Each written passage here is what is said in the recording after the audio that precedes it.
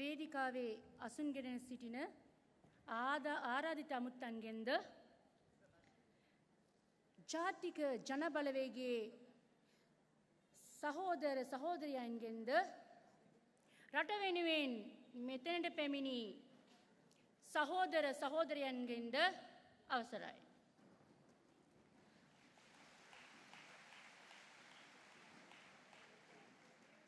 ජාතිය ආගම කුල ભેදයෙන් තොරව රටේ අනාගත පරපුරවෙන් වෙනුවෙන් දුරදැක්ම තියෙන දෙවැනි මිලේනියම් වෙනුවෙන් අභියෝග්‍යවලට විසඳුමක් තියෙන සහෝදරත්වයෙන් හැම පුද්ගලයෙක්ම එක හා සමාන ලෙස සලකන මනුෂ්‍යත්වයෙන් පිරි එකම නායකයෙක් ඉන්න එකම පක්ෂයක් වෙන්නේ මේ ජාතික ජනබලවේගයයි. රට දිනවන්න කැපවෙන්න කැමැති කවුරුත් එක් වෙන්න සුදුසුම තැන මේ ජාතික ජනබලවේගයයි. මෙතෙක් වෙන පක්ෂයක් වේදිකාවට නොගැඩ වූ මම පුනරුදය වෙනුවෙන් දෙමළින් වසන ස්වල්පයක් කතා කරන්න ලැබීමක්.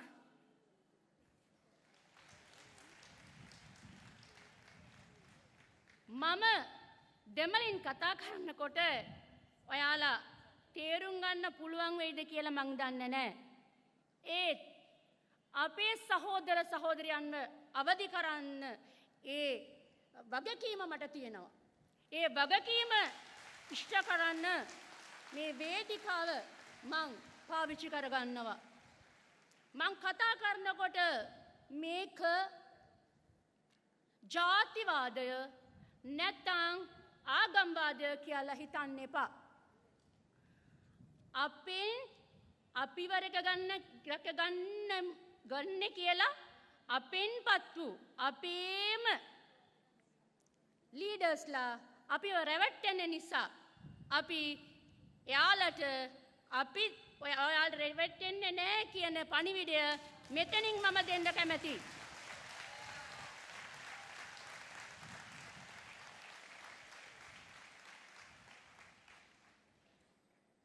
சகோதர சகோதரிகளே, ஒரு பிரபல பாடசாலையின் விஞ்ஞான ஆசிரியராகிய நான்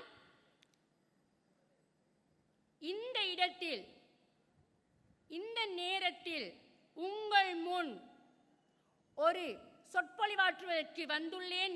ஏன் என்றால் 76 வருடமாக இந்த நாட்டையும் எம்மையும் ஏமாற்றி பிழைத்துக் கொண்டிருக்கும் இந்த நாற்றம் பிடித்த குப்பை அரசியல்வாதிகளை வீட்டுக்கு அனுப்ப வேண்டும் என்பதே. இவர்கள் அனைவரும் ஒரே குப்பைதான், ஆனால் கலர் மட்டும் மாற்றப்படும். என் ரத்தத்திலும் பச்சை நிறம்தான் ஊறியிருந்தது. பச்சை நிறத்துக்கென்று புல்லடிடுவதே எனது வேலையாகவும் இருந்தது. கொள்கையையோ எதையுமே பார்ப்பதில்லை. பச்சை நிறம் யானை அல்லது டெலிபோன் என்றால் புல்லடிட்டு சென்று விடுவது.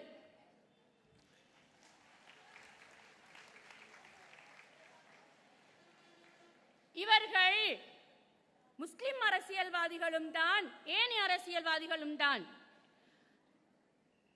சந்தை அல்லது தேர்தல் என்று ஒன்று வந்துவிட்டால் மாத்திரம் எம்மை பற்றி மிகவும் கவலைப்படுவார்கள். ஆடு நலையின்று ஓனாய் அழுமா. அதுபோல எமது துன்பங்கள், துயரங்கள், கஷ்டங்கள் எல்லாம் அவர்களுக்கு நினைவு வந்துவிடும். ஓடோடி வருவார்கள். எங்கள் துன்பங்களையும் துயரங்களையும் கஷ்டங்களையும் நிவர்த்திப்பதாக எம்மிடம் கூறுவார்கள். ஆனால் இதுவரை எந்த பிரச்சனையும் தீர்த்ததாக இல்லை. ரவுஃப் ஹக்கீம் அவர்களே, உங்களுக்குத்தான் இந்த பேச்சு. நீங்கள் அரசியல் வங்குரோத்து நிலை அடைந்திருக்கிறீர்கள். நீங்கள் 2013ஆம் ஆண்டு சம்பிக ரணவக்க அவர்கள் தீவிரவாத புத்தகத்தை எழுதிய போது அவரிடம் இந்த அவரை அழைத்து வெஸ்டர்ன் கண்ட்ரீஸ் தான் இந்த இஸ்லாமியோபியாவை பரப்புகிறது, முஸ்லீம்கள் இவ்வாறு இல்லை இதை என்று அவருக்கு விளங்கப்படுத்தி இருந்தால் சில வேளை அவர் அதை வித்ட்ரா பண்ணி இருப்பார். ஆனால் நீங்கள் அதை செய்யவில்லை. அதை மக்கள் விளக்கங்கள் எங்கிருந்து பெற்றுக்கொள்வார்கள்? புத்தகத்தில் இருந்துதான். இந்த புத்தகத்தை வாசித்த அனைவரும் பிழையான வழிக்கு இட்டுச் செல்லப்பட்டார்கள். பிழையான வழிக்கு இட்டுச் செல்லப்பட்ட போதுதான் அன்று 2019ஆம் ஆண்டு 5ஆம் மாதம் 7ஆம் தேதி எனது அன்பு தோழர் அனுரகுமார சகோதரர் அவர்களும் அவருக்கு தெரிந்த விடயத்தை பற்றி பேசினார். அவர் பேசிய உடனேயே நீங்கள் அவரை கூப்பிட்டு வைத்து இதை பற்றி தெளிவுபடுத்தி இருந்தால் அவரும் உண்மை தன்மை புரிந்து கொண்டிருப்பார்கள். ஜாதிக ஜனபலவேகையின் உண்மை தன்மையை மக்களுக்கு சென்றடையாமல் எவ்வாறு மீடியாக்கள் தடுக்கின்றனோ, பிரபல மீடியாக்கள் தடுக்கின்றதோ, அதே போலவேதான் இன்டர்நேஷனல் மீடியாஸும் முஸ்லிம்களின் உண்மை நிலையை மக்களுக்கு புரிய வைக்காமல் தடுத்துக் கொண்டிருக்கிறார்கள் என்பதுதான் உண்மை. நீங்கள் அதை செய்ய தவறிவிட்டு இன்று அரசியல் வங்கோர்த்து நிலைக்கு வந்த பின்பு அந்த கதையை எடுத்து வைத்துக் கொண்டு முஸ்லிம்களை திசை திருப்ப பார்க்கிறீர்கள். கடந்த 30 வருடங்களாக தோல்வி அடையும் கட்சிக்கே முஸ்லிம்களை வழிநடத்தி மிக்க கேவலமான நிலையை முஸ்லிம்களை விட்டு வைத்திருக்கிறீர்கள். உங்களுக்கு இப்போது என்ன கவலை வந்தது? ரணிலுக்காக 12 பேரை கொண்ட நீங்கள் அந்த குடும்பத்துக்காக என்ன செய்தீர்கள்? அந்த குடும்பத்தில் ஒரு பெண் என் நண்பியும் இருக்கிறாள். இன்று அவள் மிகவும் கஷ்டப்பட்டுக் கொண்டிருக்கிறாள். நீங்கள் அவளுக்காக என்ன செய்தீர்கள்? அப்துல் பாசித்துக்காக என்ன செய்தீர்கள்? ரிசானாவிற்காக என்ன செய்தீர்கள்? தமது உயிரை நீத்த கண்டி அந்த ஹசரத்துக்கு என்ன செய்தீர்கள்? எதுவுமே செய்யவில்லை. பெண்களுக்கென்று என்ன செய்தீர்கள்? முஸ்லிம் பெண் பிள்ளைகளின் காட்சட்டை துணி நீங்கள் இதுவரை பெற்று தரவில்லையே. எமது தோழர் விஜித ஹேரத் சகோதரர் தான் 2003ஆம் ஆண்டு எமது மாணவிகளுக்குரிய ஃபர்தா துணியை ஏற்படுத்தி தந்தார் என்ற உண்மையை நீங்கள் மறைத்து எமை ஏமாற்றி எமது வாக்குகளை பறித்து நீங்கள் சுகமாக வாழ்ந்து கொண்டிருக்கிறீர்கள் என்பதுதான் உண்மை. இன்றுடன் உங்கள் இந்த ஏமாற்று வித்தையை நிறுத்திக் கொள்ளுங்கள். உங்கள் ஏமாற்று வித்தையினால் எமது சமூகம் பாதிக்கப்படுகிறது. உங்களுக்கு 3 மொழிகளிலும் தேர்ச்சி இருப்பது உங்களை காத்துக்கொள்ளவல்ல. இறைவன் அதை அருளே இருப்பது உங்களை காத்துக்கொள்ளவல்ல. எமது முஸ்லிம் சமூகத்தையும் நாட்டையும் பாதுகாக்கத்தான். இதுவரை எதுவுமே செய்யாமல் இருந்துவிட்டு இன்று வந்து அனுரகுமார திசாநாயக்கின் குறைகளை கூறி சஜித்தை வெல்ல வச்ச போறீர்களா? எதுவுமே விளங்காத புத்தி தெளிவில்லாத ஒரு தலைவனை இந்த நாட்டுக்கு கொண்டு வருவதற்கு உங்களுக்கு எந்த மதம் இடம் தந்தது? கொஞ்சம் சிந்தியுங்கள். வருகின்ற பாராளுமன்ற தேர்தலில் குளிர் காய்வதற்காகவே நீங்கள் செய்து கொண்டிருக்கிறீர்கள்.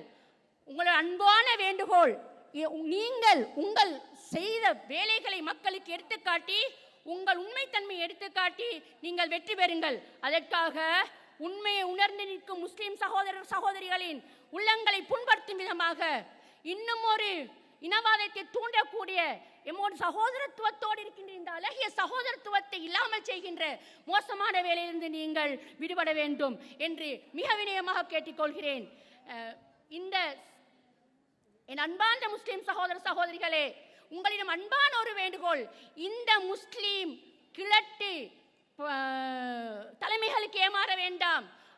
நன்று புத்தியுள்ள தூர சிந்தனை உள்ள புதிய ஐடியாக்கள் உள்ள இளைய தலைமுறையை தேர்ந்தெடுங்கள். உங்கள் வாழ்க்கையை வளமாக்கிக் கொள்ளுங்கள்.